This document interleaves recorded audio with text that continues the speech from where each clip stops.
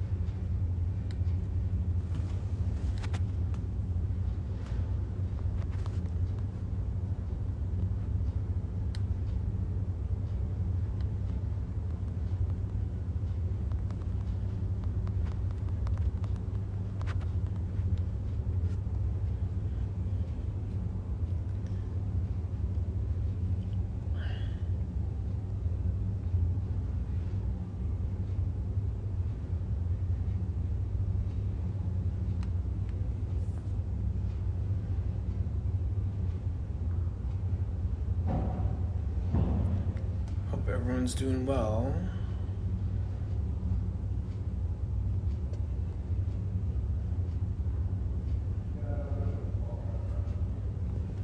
All right.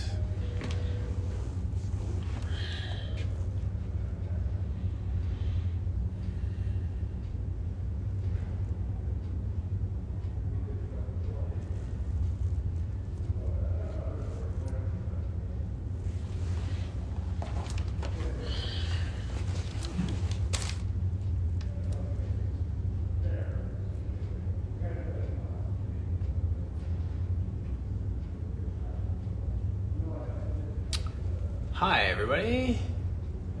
Hey, Lisa. Hi, Maria. And Kimberly's here. Looking forward to our round 2. Lisa, if you have a moment, if you're free and want to join us to just do a quick recap of your live yesterday and talk about what's going on, that'd be awesome. Ramir, what's going on?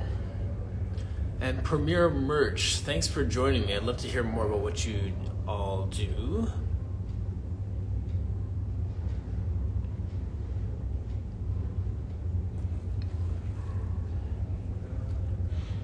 Kimberly, just so you know, when we do our second live, I'm probably gonna make that a podcast and do a part 1 and part 2 and tie that in.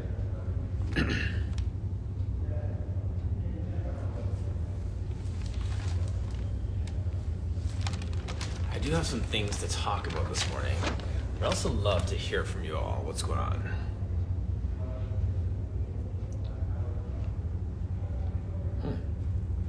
All good, Lisa. No rush. Pilates Studio Barcelona. What's going on?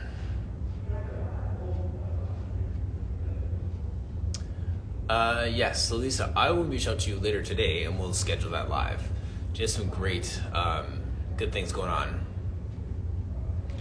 If you could just type in the chat what your live was about yesterday so people could jump onto your page and watch a replay, that'd be great.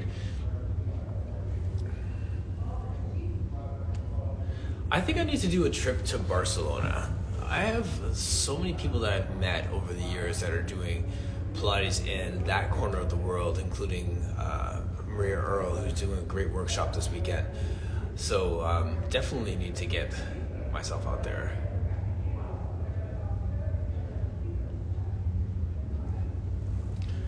If you have any like online classes, workshops, stuff like that are going on, please put it in the chat. We'd love to hear from you, and love to support you in that. And I'll just share one of the things I did over the weekend with you all. And actually, before I even do that, check this out. This podcast called Pilates Elephant with Raphael Bender and Chloe Bunter, they are in Australia, and they run Breathe Education, Pilates Education, the only nationally certified Pilates body in Australia. And they do this thing called Pilates Elephants, where they're addressing the elephant in the room when it comes to Pilates, the way we've been taught, the way that we approach things, what is tradition, what is science, and really challenges a lot of those mindsets. So they brought me on to talk about Pilates for men, and that was really the central piece of all the things that we could talk about, from weight loss to corrective exercise, all those different things. We really zeroed in on why men needed to be doing Pilates and why I made that the focus of my brand and all those different things. And yes, Lil Deagle listened to the episode yesterday. Yeah, what did you think of it? Like, I would have to say that of all the podcasts that I've done, some of them have been really good at just these natural organic conversations, and this was one of those ones which was a really fun, light conversation. It was really technical, and I felt like it really captured my heart. It really captured my vision and passion for teaching men Pilates in a different way.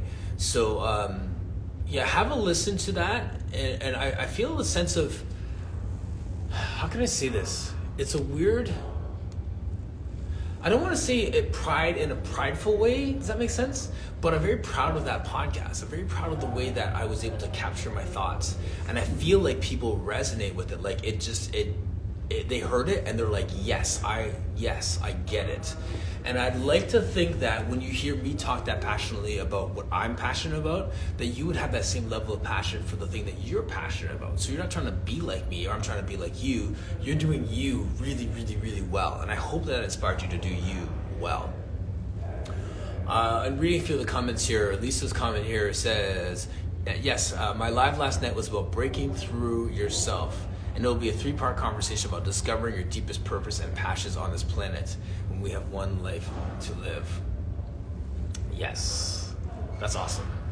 So yeah, so Lisa, check out that podcast. I think that's really in line with that. Lindsay.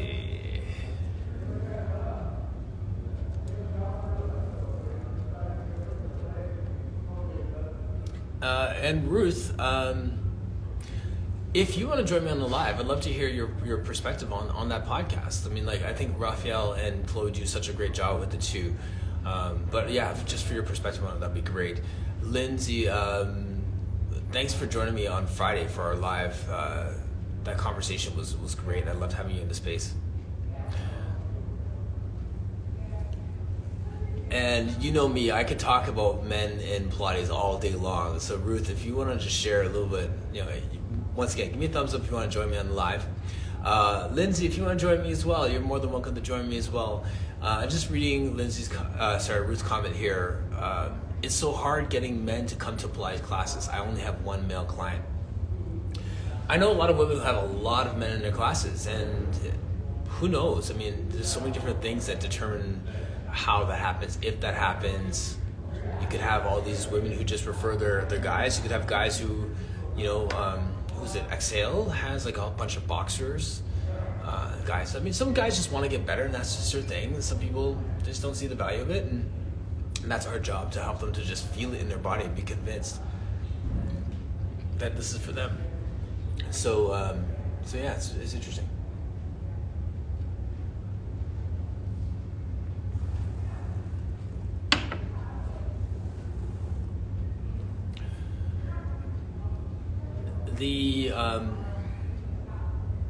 There's a point in that podcast, which I hope this kind of sparks something for you.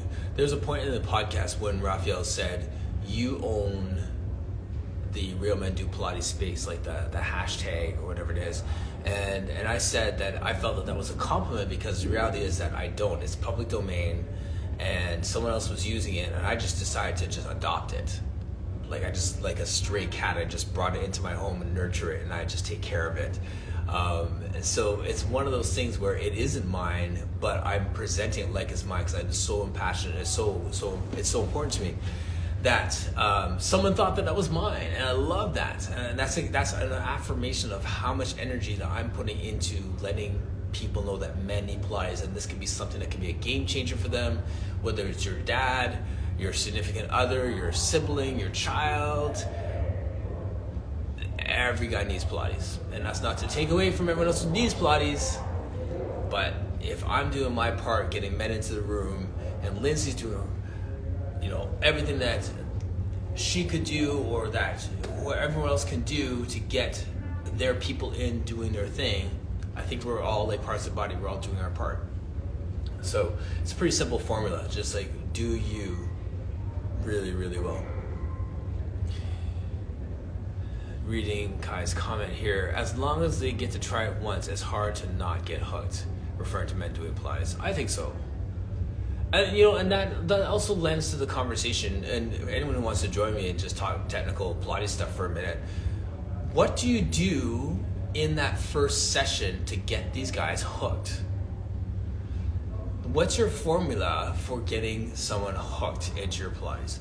What are some of the things, what are some of the tricks of the trade that you've learned that over time, Sonia, perfect example, excellent teacher. Like let's just talk technically teaching movement.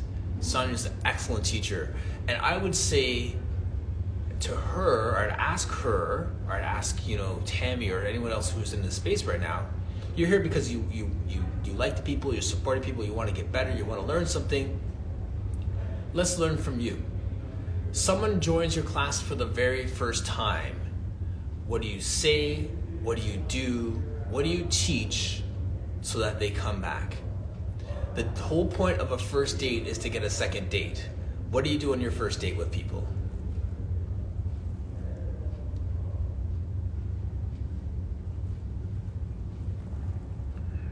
I'll sip my coffee and wait. You can write your comments in the comment section, or you can request to join me on the screen and share. What do you do? Let me do this like this. What do you do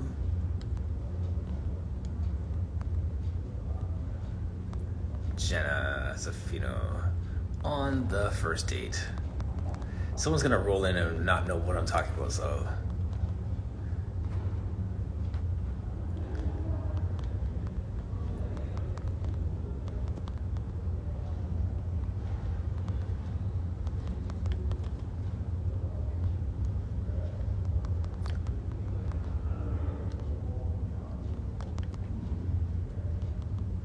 All right. Jenna Zaffino. New format? No, just So the question is, what do you do on the first date to get a second date? We're talking Pilates. And what I mean is, when in the context, like Kai said a minute ago, about getting men into Pilates, getting them to just feel it so that they come back, I want to unpack that a little bit more and say, like, actually, what do you actually do in that first session so that people are like, that was awesome, where do I sign up? What exercises do you go to? What questions do you ask? What do you finish it up like in a certain way? Give me the nuts and bolts. Like, teach us what are some of your tricks of the trades to get people to come back for session 2. Lindsay Ray saying, make it fun and inviting and not too serious. What if the person wants it serious? Like, I've had some people who are really technical and they want to see how much you know. They want to hear you use those technical terms. They want to talk about muscles that are activating. Sometimes that cerebral piece needs a serious workout to know that it's not just flighty, dancy, fluid. I mean, you're going to make me spin around and twirl for Pilates. Like, they want something heavy in that way. Like, what about that person? Or they're just not your people. There you go. That's true too, and I love that, because we need to know who our people are. Like, I will surround myself all day long with people. Yeah, it's kidding, not kidding, right? Like, I'm the same. I have people that I'm just like, okay, this is our last session. I don't want a second date with you. I wouldn't say that to them, but I just recognize it. I've shared that story about this guy who was a real know-it-all. And he was one-upping me the whole conversation. Oh, you have that kind of car? Oh, my son has a car. You have a Porsche? I have 4 Porsches. You have this? And he was not receptive to anything. And I was just like, okay, peace out. It's not going to work. I don't want a second date. Debbie saying, we have aerial rigs, hammocks, gadgets coming soon. Oh, yeah, so on the new stuff coming up.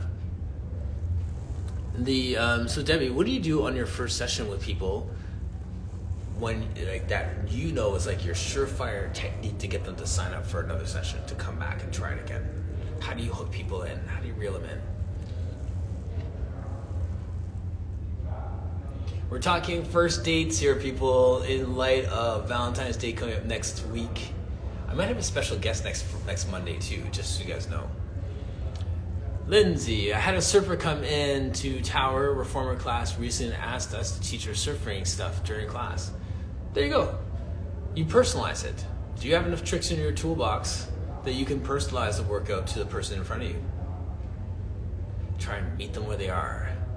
We say that all the time. What does that mean, to meet them where they are? What does that really mean?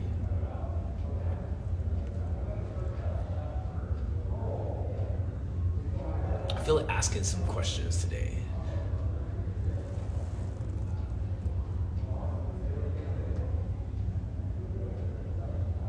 Debbie Robbins is saying, whether that be physically or emotional or both. I had a gentleman come in this morning, and I won't call him an older gentleman. I think he may be 70, but he moves so well that age is not a number. And he came in the building. He's going through a reno in his house, and we sat down in the front in the clinic area for a good 25 minutes as he just shared just the stressors of this contractor who's going to be trying to try and just bilk him out of all this money. And he has a hard conversation that's happening right after our session. So we talked for a half an hour about how he's going to navigate this hard conversation. Came in here, moved for 20 minutes, called it a day, and he was like so thankful for our chat. That was as needed. That was just as important as the workout that we did. And last week he was really stressed because of his move, so I said, let's just do some stretches and stuff. And it was like a really easy workout. And today we were supposed to go for it. And then today we talked for half an hour and then just did a couple stretches and called it a day. And he was just as grateful. I don't feel like there's any threat to the relationship and to his results as a result of those conversations we had. And that was just an example of meeting them where they're at, where he said last week it's supposed to be a tough physical workout today, and instead it was just like a heart-to-heart conversation about how worried he was about a conversation he's going to have later. That counts. That's meeting them where they're at. Debbie is saying, get them moving or talking about their needs. Yeah, talking about their needs is good. And just giving some an objective perspective on what those needs are. And Jenna Zaffino is saying, just on the side, I love saying Jenna Zaffino like it's one sentence. I could have said Jenna, I think y'all know Jenna by now, but Jenna Zaffino just flows. Identify a deliverable or something they want to learn, feel, receive, and go there. What do you do when what they say they learn, want to feel, or receive is obviously not the most important thing that you need to be working on?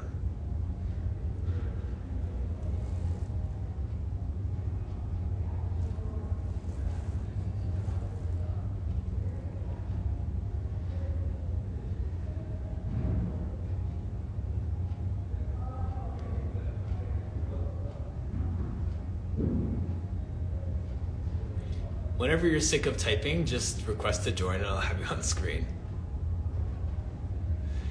Yes, and Jenna says that's where my particular set of skills come in.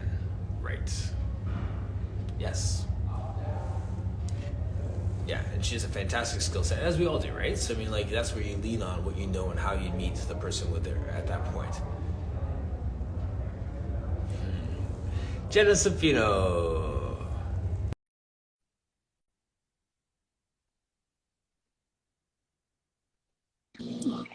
I'm chilling in the swing. So Hey, like, I just finished my breakfast and I'm like, I'm gonna hang with Martin. How are you? nice. I'm doing great. How are you?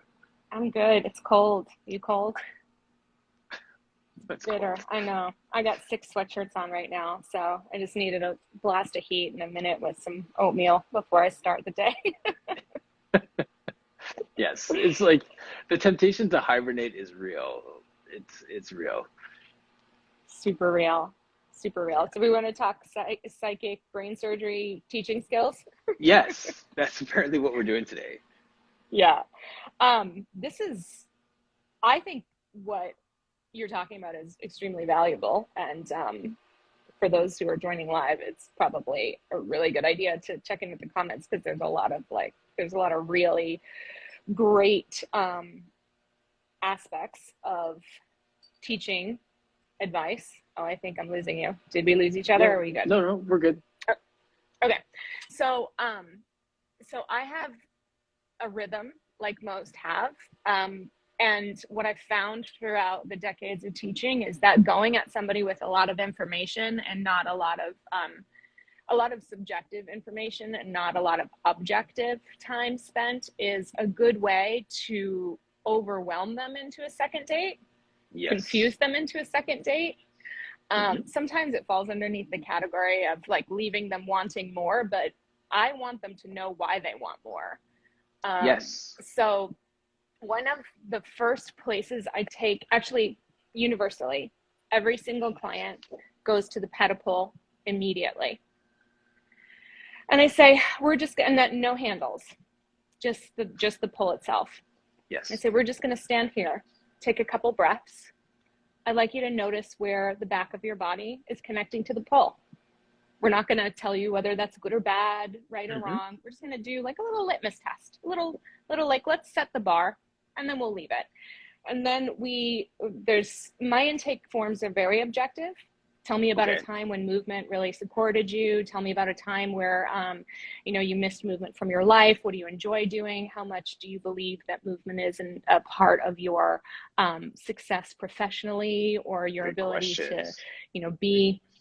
Yeah, because I want to know where their mindset is. Are they here for the Mm, abs or are they here for their life? And that's a really good indicator as to whether or not we're going to vibe. right. Um, so I hope using everyone's that writing this inform down just on a sidebar. yeah, I Yes. am Yes. almost like I'm trying to also like if you like what you're hearing, join me live at 6 p.m. and consider getting a piece of pottery tonight because this is prime stuff and it works. And Yes. I'm telling you, it really works well. Um, so through the use of that objective information, the question that I ask, if there was one thing that you could walk away feeling, learning, experiencing today, what would that be? And Mhm. sometimes there's a lot of I don't knows, and that's okay. Sure. Yeah. And so I might suggest, well, do you feel like today's a work day? Is it a flexible day? Are there any areas of tension? There's a lot we can do in Pilates, but it works better if we focus in on something that you need. And then they usually, I can get a little more specific with the questioning. If they really don't know, I say, well, why don't we start here? And then I do Yes. some level of after pedipole, some level of mobility work, whether it's seated, standing. I want to get their spine moving and their pelvis moving right away. I want to drop into breath. Mm, I want them to feel a sense of three dimensionality, if that's a thing. I want like a little bit bigger than themselves. yes. Um, I will say that like taking it into the athletic realm and not just like the feeling realm. I had the opportunity to work with a pitcher for the Cubs, Oh, fun. and I was like, yeah, and I was a random kind of sub for him. And so I saw the program that was laid out, and the first session I did the program, but I kept in the back of my mind going like, what's pitching? What's pitching? What's pitching?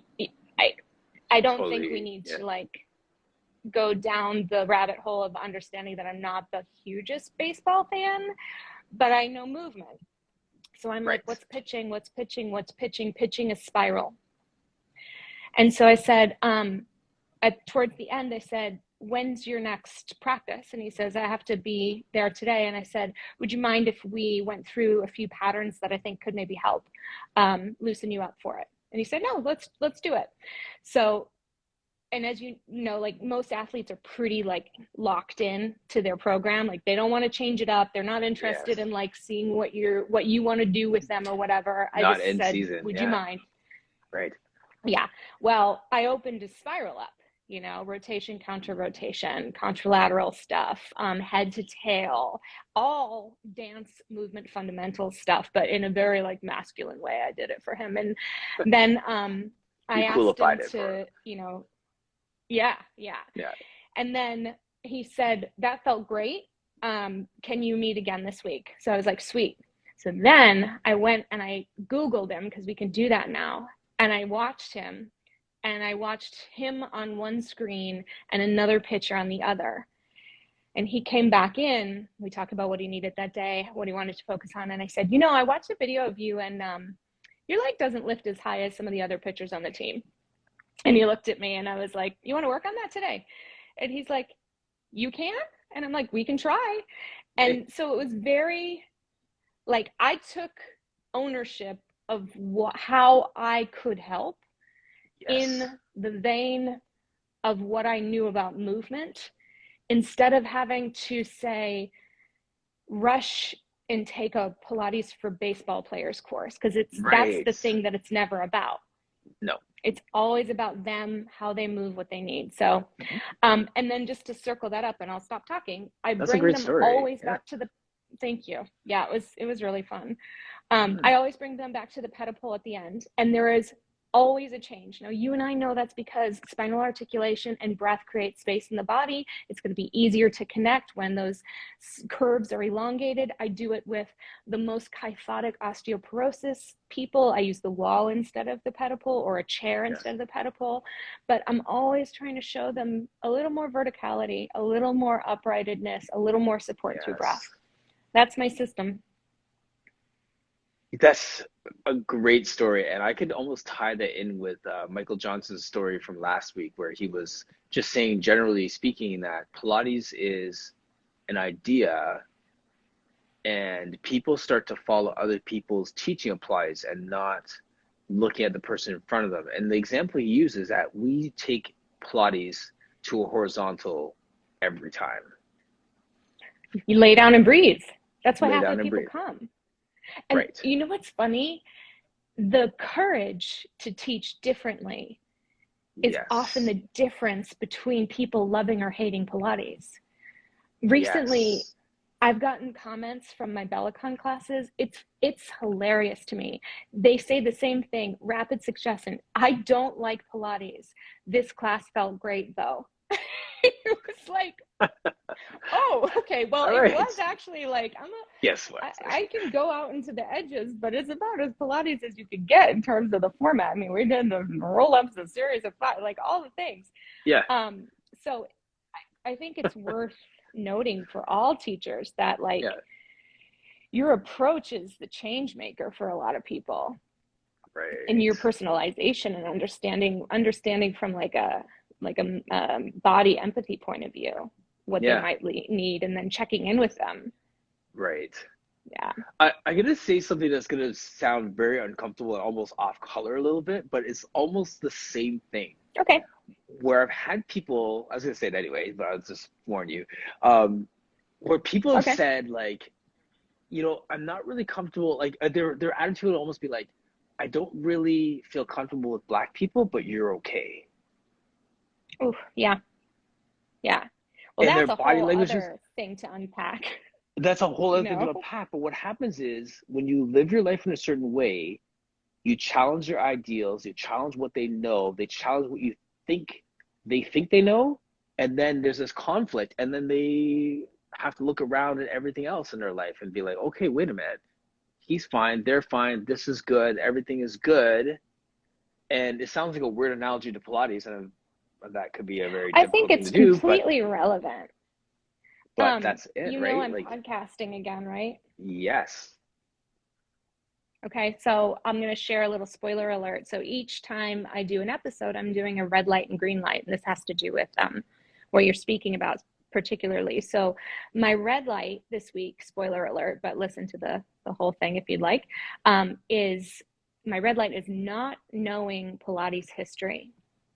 What I mean by that is that if you put the blinders on to the period of time, the person involved, the legitimate and illegitimate children across the board, I'm not judging, but there's a lot of history that we like to paint a little caricature of Joseph like he's a guru, and he was a human who lived in a very, very segregated and prejudice and racist time more than ever. And I think it's up to us as Pilates teachers to do our due diligence and unpack the history to understand that there are different choices we can make in teaching moving forward that might be polar opposite than many of the ones that this man made.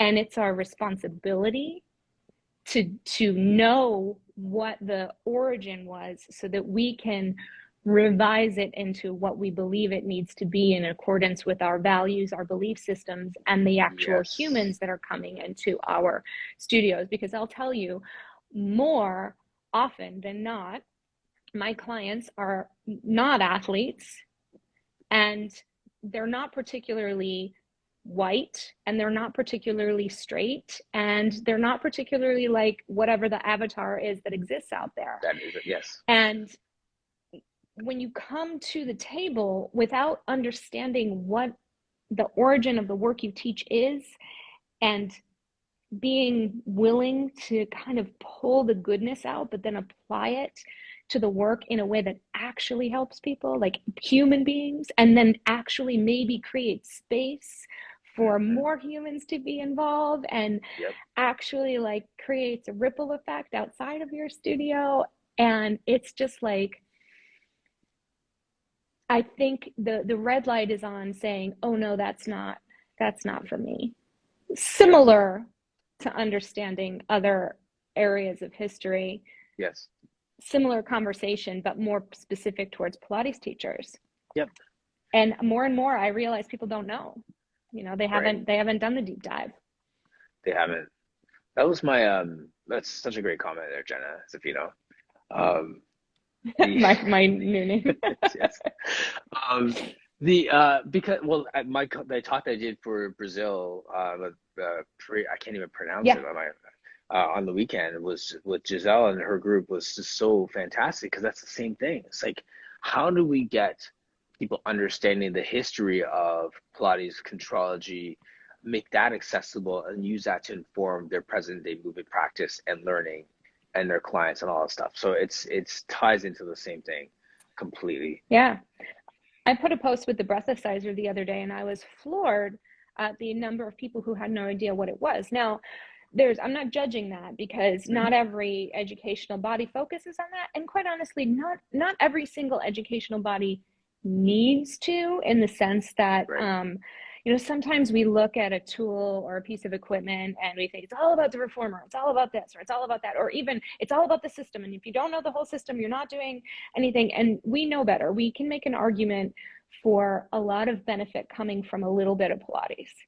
But when you're a Pilates teacher and you realize the tool of the breathalyzer is multifaceted, but more than that, it actually helps you do the Pilates. That's maybe a game changer that can save you 5 years of struggling trying to like strengthen your abs to do a teaser. Yes. Because the cue that I gave in my class was like, at the hard part of the teaser, make the pinwheel spin faster. And I didn't say breathe to access your transverse abdominis and your obliques all at the same time and cross your eyes and hold your butt and all of the stuff. I said just spin the pinwheel faster when it gets hard, which we know what you need to do that. That's exactly. It's simple. And without that, we're left up to a lot of anatomy and, you know, other worldly stuff where like maybe this exercise just isn't for you, and all this like othering. And Yeah. Right. Yep. This is good stuff. I like you, Martin. I like you too. I missed you. I haven't checked in a long time, I except for know. fanny pack jokes in the I DMs. That's right. You don't understand how hard it is to not throw a fanny pack comment in every time like we're on air. I Like, can feel the resist. I can feel that. I can feel the self-control. I appreciate it. thank I you. appreciate it. I Thank still you. roll though. Right. Can I bring up another topic? Do you have some time? Yeah, I do. My Oh. dad, my dad had a hip replacement and normally I have a session with him. Mm. But I convinced him to also do physical therapy and he booked it at the same time as our session usually is. So I don't know whether to be mad or grateful for the free time, but the answer is yes. Too Let's funny. chat. Let's chat. Let's So I chat. was thinking about I was going to make this a post yesterday when I went to my parents' house in Brantford, which is about an hour 15 away from where I live right now. And I was gonna make it, one of those history type posts and stuff, but I figured I'd just talk about it today. And I figured I'd talk about it with you here. So this is just to have someone else to bounce it off Okay. of. Okay, so Joseph Brant is a gentleman who founded Brantford, Ontario, right? And there's a guy by the name of Jay Havens, who is like an indigenous painter artist guy who came in and did a talk one time, and he shared the story of Joseph Brant. And there's two sides to the story, which is interesting for the way that we live in this kind of cancel culture, Black Lives Matter, indigenous, everything, angry at the world type world that we live in right now. So one story with Joseph Brant is that when there was a time when there was indigenous communities in upstate New York and Pennsylvania that were going to be sieged. They were going to come in and burn them to the ground. Joseph Brant went in, notified the people, and led them up to Brantford, and that's where they settled. So it's a really cool story of how this fantastic man saved these communities, moved them to another place where they would be safe, right? And he had friends with the indigenous community, and he saved them. And that's the indigenous story, according to this guy Jay Havens, of how a lot of indigenous First Nations people came to Brantford. At the same time, he was known as being a slave owner, and like Dundas Street, Ryerson University, and a lot of things that here in Canada are being canceled right now. There's discussions in every community. Do we change the name of Dundas Street? Let's change the name of Ryerson University because he's a slave owner and because of this person who protested against the anti-slavery rights in Canada, which led a lot of Black people coming to Canada to get out of slavery, all these different things. So now we have these two stories of Joseph Brant, one where he saved indigenous people, another one where he was a slave owner. And it's almost like full circle in a conversation of when you do better, when you know better, you do better. Yeah. But how do you reconcile these two stories of this person? I mean, this is the whole issue of the day, right? Is that we constantly seek the binary.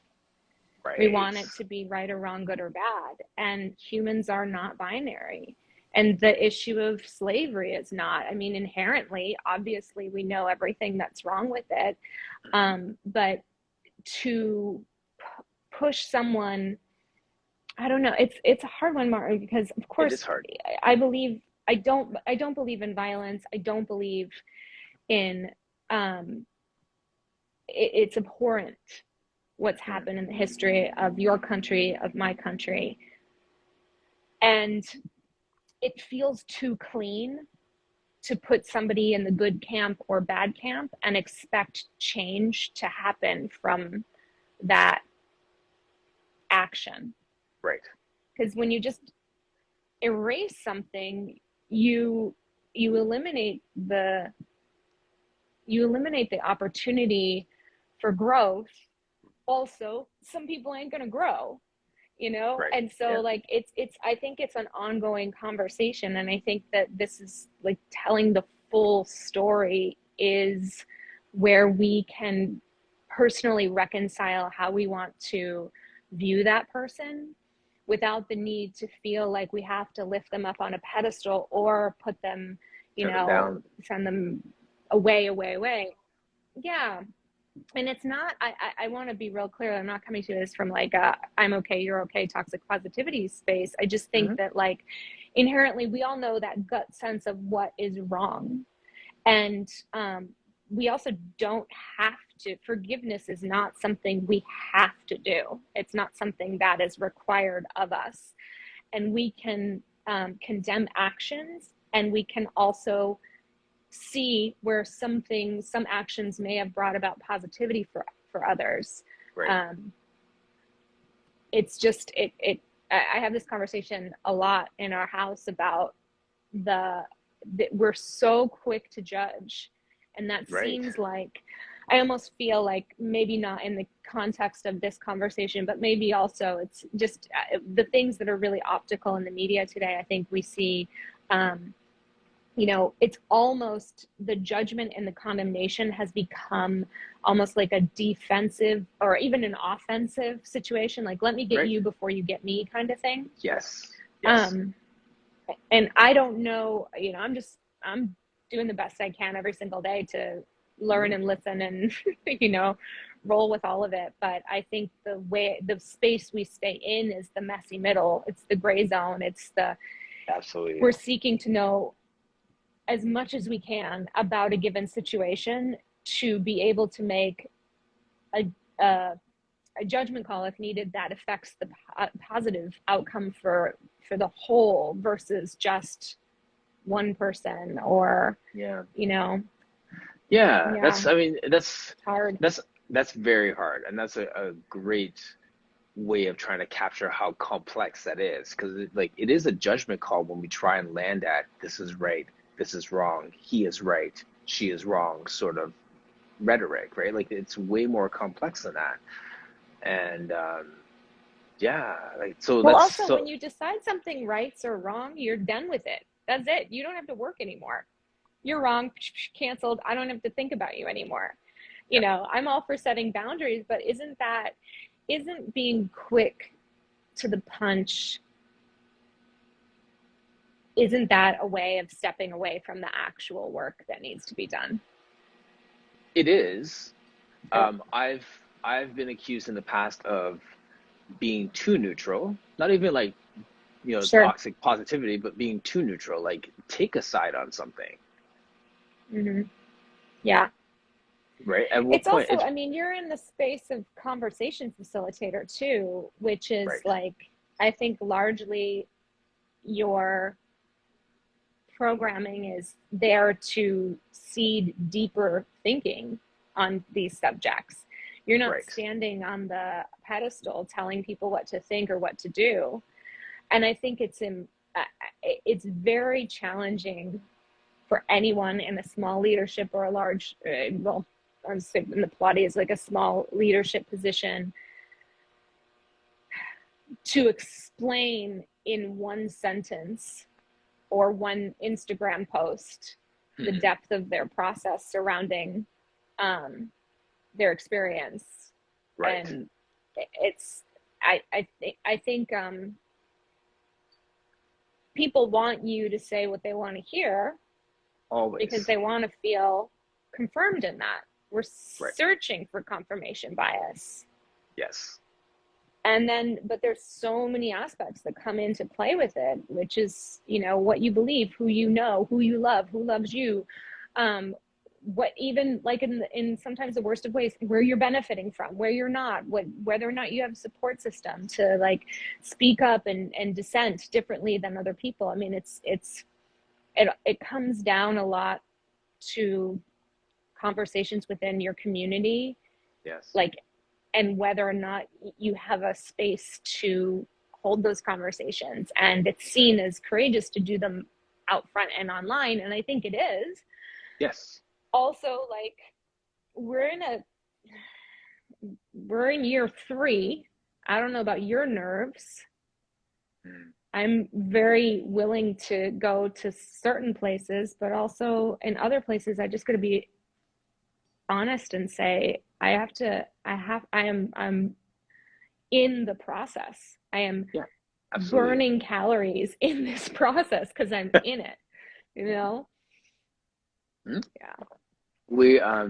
we carry these conversations with integrity too, right? So when we Mm-hmm. have a conversation like this, someone could pull out a soundbite and try and Oh yeah. shoehorn us into one area, and that's enough of a reason for us to not have hard conversations, live, unscripted, whatever. But then we're here anyway, Yeah. and and I commend you for that. Like I do commend you for that. I mean, like you shrug it off like it's no big deal, but the reality is that like these are hard conversations to have that can go any way. But there's people here, people are gonna watch it later and stuff like that. We're just authentically as two human beings just trying to figure this stuff out and just talk out where we are today.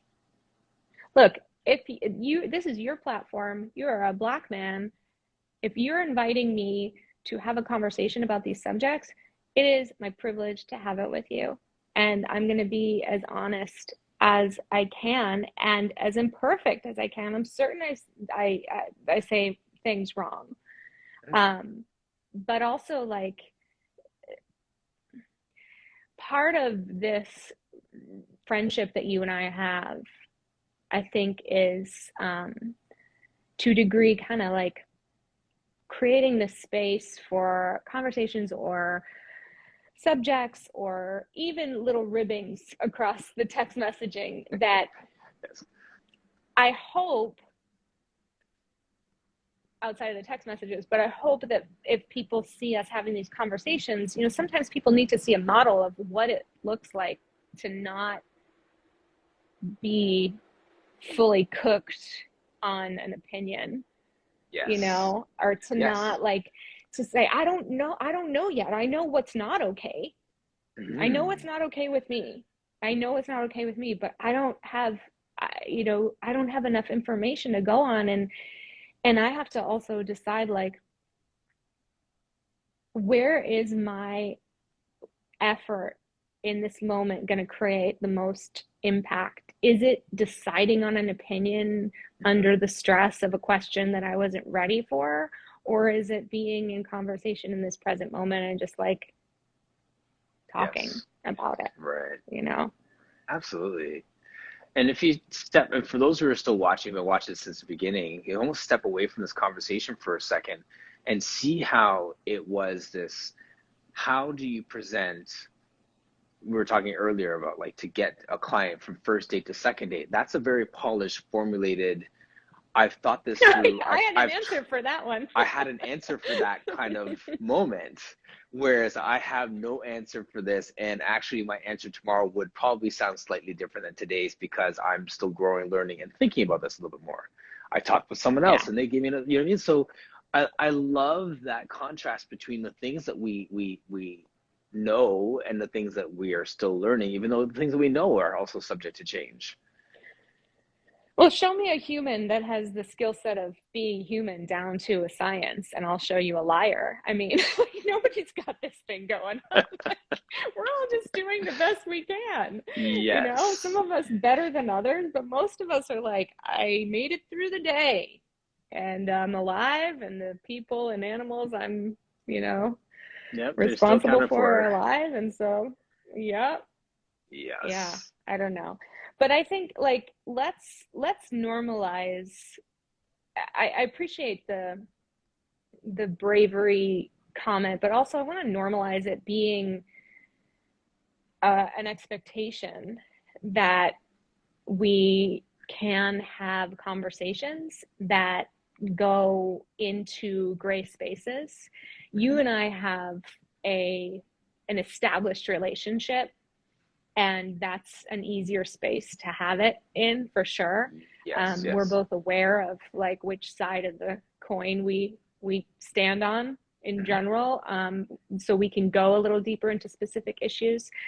I don't think it's always the safest space for people to walk up, to somebody you just met and start going down into like the depths of controversial subjects. But there is a really great strategy that I heard from, I think it was Adam Grant, who said, I believe it was him, I'll have to double check, but he said, when you're getting ready to go into a debate or to have some level of controversial discourse, you can always check in with that person and say, are you willing to dance with this subject with me? Mm-hmm. You know, are you willing to dance with it? Because it kind of creates a transition in the conversation that says, like, in the dance, there's a give and take.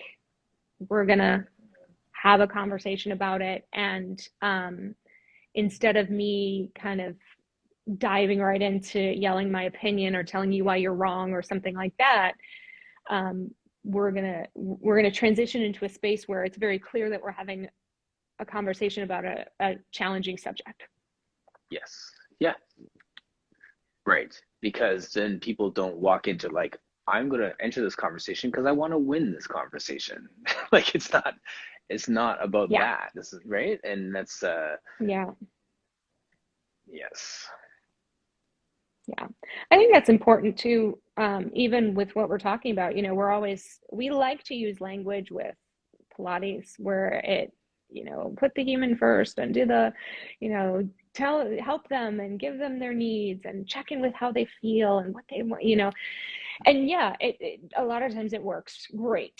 And also humans are humany and they will mess up your plan the minute you set it into motion. And so sometimes you have, like you were saying, what do you do when you have, you know, you can see very clearly they need something, but you also, Hear them say something you else. also have, yeah, like they want to work their abs, but you see that they need something else. And I think that sometimes you can get the job done with your, you know, stealth skills where like you understand that certain mechanics of certain exercises work the abs and you can kind of razzle dazzle them with your Yes. wonder and hey, Your you didn't ninja bet you didn't moves. think this one would get you there. Yeah. Yeah, right. Yes. Yes. But other times going like, hey, I hear that you want to work hard. I also see that there's something going on that I would love to see if we can ease into the session, which I think might actually help you work a little more effectively in the areas you want to get to today. Are you willing to dance with that? You know, are you willing to work in that arena? It's like the most powerful thing you can say to a client is, this isn't working, is it? Can we do something else? Want to do something else, you know? Yeah. Yeah. Yeah, just being blatantly honest and imperfect in that moment. Like we think we have to take on their wants, their needs, our needs. By the end of the session, you're exhausted and they don't know what happened because they were never a part of it in the first place. So Yeah. Right. yeah, that I always look out for those clients who are like, I don't know what you do, but it feels great. And I'm like, shoot, that's not good. Yeah. Yeah. Then you just do it 1 hour a week in this room. You know? Yeah. Yeah, exactly. Yes. That educating. What was the line you said earlier about knowing why? I'm not sure. Yeah, I Did you wrote write it it down? So I wrote it down in my horrible writing. Know why they. Yeah, no, I can't even read my writing. So that's good. Okay. Let's celebrate the imperfection of even our penmanship in Pilates. There we go. Let's do it. Let's do it. I will say that on that topic, there, I gave a talk to a number of fitness trainers a couple weekends ago, and we were talking about how to help people set intentions at the beginning, and we're moving beyond, because setting intentions is a big part of the platform Spark that I work with. Yes. We're moving beyond the I'm going to drop into my best impression. Okay, guys, it's time to set our intention for the rest of the day. Just think of something that you want to accomplish and how you want to do that, and then like pick a word and let's do burpees, you know. And so we're trying to like be a little more thoughtful with what we're doing. I'm gonna play that later just for entertainment. You should. Sorry. You should. Yes. I've been working on that one for a while. Nice. I spend a lot of time by myself. And so one of the strategies we spoke about was identifying something brought you to this class today. What was it? You know, was it that it was on your schedule? So maybe your intention is accountability. You know, was it that you know, signed up last minute because you needed to sweat or needed to breathe or needed to chill? Maybe it's that. And so it's like, even a question like that, stopping someone in their tracks and saying, something made you be on the appointment, get up, get over here, walk through the door, put on a mask to work out in person. Like, Yes. I am pro mask, by the way. I am pro not getting COVID for all. But my God, I can't stand working out in a mask. And kudos to all of the clients across the land who are doing it, because it sucks and they're doing an amazing job. But the fact that somebody would put on a mask and walk into this studio every single week to be with me, there's something there. They are doing extra work to be there, and I charge a premium, so they're doing extra work to be extra uncomfortable work, while they're with me. I want to know what that is, you know. And then that's the place I go. It's good. In counseling, they call that bringing it into the here and now. Yeah. Right. And it's a powerful thing. I think you should teach a course about that. Yeah. The psychology of Pilates. Nobody's done that. Don't take it, anyone. TM. Yes. That's it, Martin. Why aren't you doing that? Yeah. Because we're too busy living it. Mary Bowen said that, actually. That was so funny. Like, I was listening to a podcast, and Mary Bowen, counseling, Pilates person, and they're saying, like, you need, and actually it's 10:58. I need to end this conversation real quick, but let's just end on this note. Yeah. So she was saying, you know, you need to write, someone was saying to her in this interview, you need to write a book. And she's like, I'm still too busy living it. Yeah. And it's like the sense of like, I should sit down and lock myself in a hotel and write a 10-chapter book, or I can just live my life and live it out with people. And it's like, I feel like there's times when I'm like, I'm too busy living it to put that to paper, because we have these conversations, and this is so much richer than a scripted, planned, documented 3 weeks from now, I'm going to have Jenna Safino on conversation. Oh yeah. Right. I mean, aren't those are horrible? Yeah. So those are horrible. We have to finish, but I'll have a story later for you on that one. Okay, let's do it. I'm going to go teach a class I'm calling the best mat class of your life. What are you doing next? I'm going to have 3 of my favorite clients come in back to back. I tell everyone they're my favorite clients. I'll be interested. Yes. I'll be interested to hear how this conversation inspires those sessions. Absolutely. All right. Thank you for everyone who jumped in. Let's see, Debbie Robbins, thank you so much for your comments. I should screenshot some of these things. There you go. This has been an awesome interview, and it's a conversation. It's like, it's a surprise. There was no prep other than my peanut butter and jelly oatmeal, which is really good. All right, my friends. There you go. Big love to you and my fanny pack sister. Say hi to Alex. Yeah, she's in here too. All right. Take care. See ya. Bye.